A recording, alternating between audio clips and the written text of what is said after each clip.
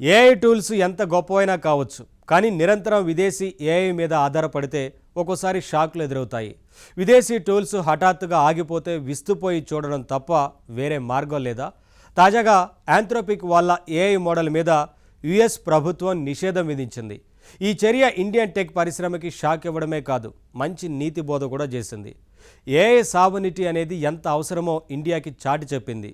China మాదిరిగా India కూడా ఇకపై తన సొంత ఏఐ టెక్నాలజీని, సొంత ఏఐ టూల్స్ని, సొంత మోడల్స్ని డెవలప్ చేసుకోవడం చాలా అవసరం. అయితే ఈ మార్గంలో మనం ఇంతవరకు అడుగులే వేయలేదా? వేశాం. ఇండియన్ కంపెనీలో డెవలప్ చేసిన మంచి ఏఐ టూల్స్ ఇప్పటికే కొన్ని ఉన్నాయి. భారతీయుల్ని దృష్టిలో పెట్టుకొని తక్కువ ఖర్చుతో సింపుల్గా తయారైన అలాంటి ఓ టూల్ని ఇప్పుడు పరిచయం చేసుకుందాం.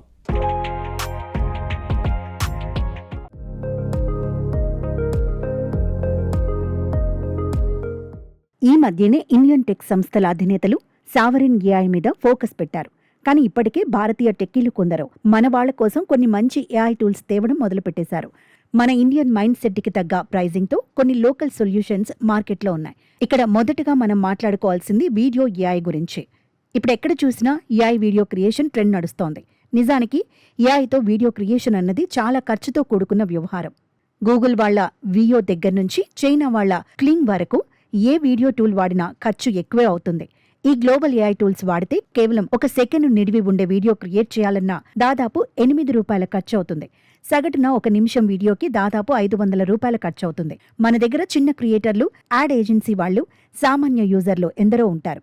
వీళ్ళంతా అంతంత ఖర్చు పెట్టి వీడియోల్ని జనరేట్ చేసుకోగలరా? లేదు. అయితే బెంగళూరుకి చెందిన అవతార్ ఏఐ అనే కంపెనీ ఏఐ వీడియోల కోసం ఓ మంచి ప్రయత్నం చేసింది. గ్లోబల్ రేట్తో పోలిస్తే వీళ్లు చౌకగా ఏఐ వీడియోలు ఇస్తారు. అయితే చౌకగా వీడియోలు ఇవ్వడం వీళ్లకి కష్టమే. ప్రభుత్వం నుంచి సబ్సిడీలు లభిస్తుండటం వల్ల సాధ్యమవుతోంది.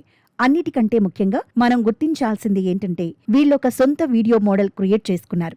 అందువల్లే క్విక్గా వీడియో క్రియేషన్ అనేది సాధ్యమవుతోంది. వీళ్లు తయారు చేసిన ఏఐ వీడియో మోడల్ పేరు వర్యా. దీన్ని వీళ్లు ఎలా తయారు చేశారు?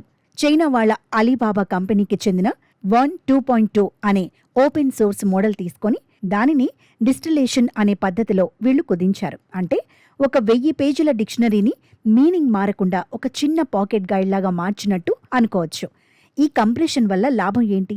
ప్రాసెస్ జరిగి 50 స్టెప్స్లో జనరేట్ అవ్వాల్సిన పెద్ద వీడియో కేవలం 4-5 స్టెప్స్లో వచ్చేస్తుంది. 5 సెకండ్ల హై క్వాలిటీ వీడియోని 45 సెకండ్లలో జనరేట్ చేస్తుంది వీళ్ల సిస్టమ్. వీళ్లు ఇండియన్ కల్చర్ని దృష్టిలో పెట్టుకుని ఈ మోడల్ని డిజైన్ చేయడం జరిగింది. పే చేయడం కూడా ఈజీ. గూగుల్ పే లాంటివన్నీ పనిచేస్తాయి. క్రెడిట్ కార్డుల ద్వారా పే చేస్తే క్యాష్ బ్యాక్ కూడా ఇస్తున్నారు. అయితే మరి ఈ ఒక్క వర్యా మోడల్తో ఇండియా ఏఐ సావనిటీ సాధించేసిందని అనుకోవాలా? కానే కాదు. నిజానికి ఈ మోడల్ క్రియేషన్ విషయంలో కూడా మన వాళ్లు పూర్తి క్రెడిట్ తీసుకోలేరు. ఎందుకంటే ఒక ఏఐ మోడల్ క్రియేట్ చేయాలంటే అందులో 2 విధానాలుంటాయి. మొదటిది మోడల్ని స్క్రాచ్ నుంచి డెవలప్ చేయడం. అంటే ఏ ఇతర మోడల్ మీద ఆధారపడకుండా కేవలం మన సొంత డేటా తీసుకొని సొంత టూల్స్తో, సొంత టెక్నాలజీతో జీరో నుంచి మోడల్ని డెవలప్ చేయటం. ఇది చాలా కష్టతరమైన పని. కానీ రెండో విధానం కొంత సులువైంది. ఇందులో ఆల్రెడీ క్రియేట్ చేసిన మోడల్ తీసుకుంటాం. దానిని మన అవసరాలకి తగినట్టు కస్టమైజ్ చేసుకుంటాం. అంటే ఉన్న మోడల్నే కొద్దిగా మార్చి అందులో మన డేటాని, మనం కోరుకునే శైలిని కలుపుతామన్నమాట. స్క్రాచ్ డెవలప్మెంట్తో పోలిస్తే ఇది చాలా ఈజీ పద్ధతి. దురదృష్టకరమైన విషయం ఏంటంటే మన ఇండియన్ ఏఐ కంపెనీలో స్క్రాచ్ నుంచి తయారు చేసిన మోడల్స్ ఇప్పటికీ ఏవీ లేవు. మన క్రియేషన్ అంతా ఇప్పటిదాకా ఇతరులు చేసిన మోడల్స్ పైన బిల్డ్ చేయడమే. ఇది ఎట్టి పరిస్థితుల్లోనూ ఏఐ సావనిటీ అనిపించుకోదు.